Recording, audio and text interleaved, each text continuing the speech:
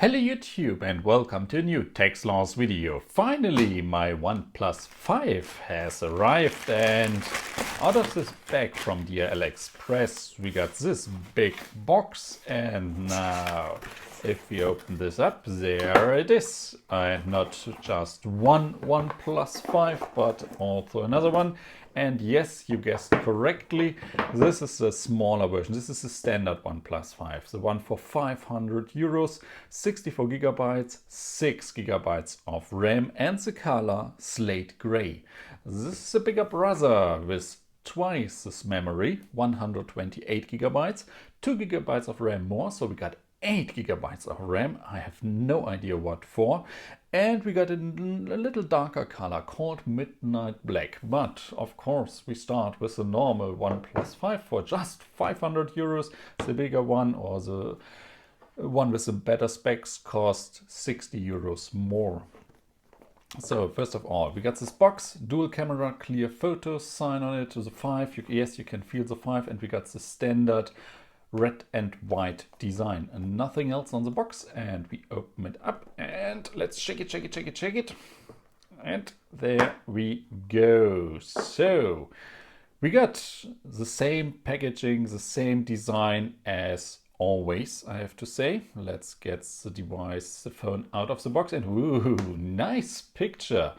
OnePlus is really telling us that the OnePlus 5 is now a really good photo machine. I'm a little bit skeptical here and there. So let's see what else is in the box beneath the picture. Is it a postcard? No, it's a friend. Thank you for choosing OnePlus 5. Please keep buying our stuff. Yes, of course. So let's put this aside, and then we see the big dash charger for the European socket here. One normal USB port. And the output is, let's see, 5 volt 4 ampere, so 20 watt charger. This is dash charging. This is OnePlus way of fast charging, of supercharging, of quick charging. OnePlus is calling it dash charging, and dash charging only works with the original OnePlus stuff. So you need the OnePlus charger, and you need the OnePlus USB cable that this one will work, so that you can charge the device, which comes with a battery of 3300 milliampere hours, a little bit less than the 3T, 300 amperes more than the normal OnePlus 3. And yes, you should be able to charge the device really quick. I guess even OnePlus is telling us it's the fastest charging setup device out there in the market. So let's put this phone out of the box and let's check out what else do we get. Do we get headphones? No, but we get something else.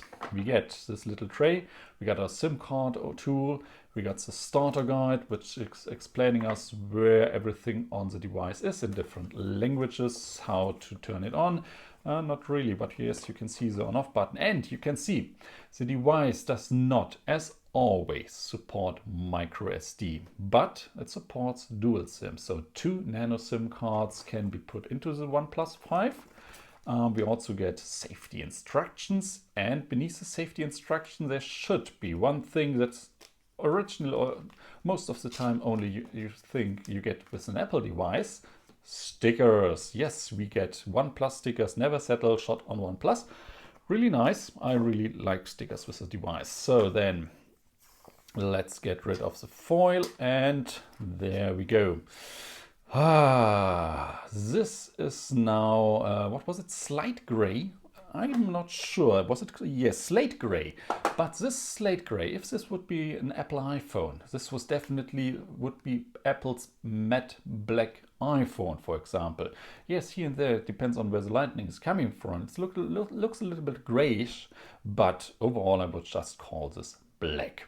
And another thing, yes, we got this dual camera lens, and OnePlus had got a lot of comments about that the OnePlus 5 leak pictures look a lot like an iPhone 7 and iPhone 7 Plus.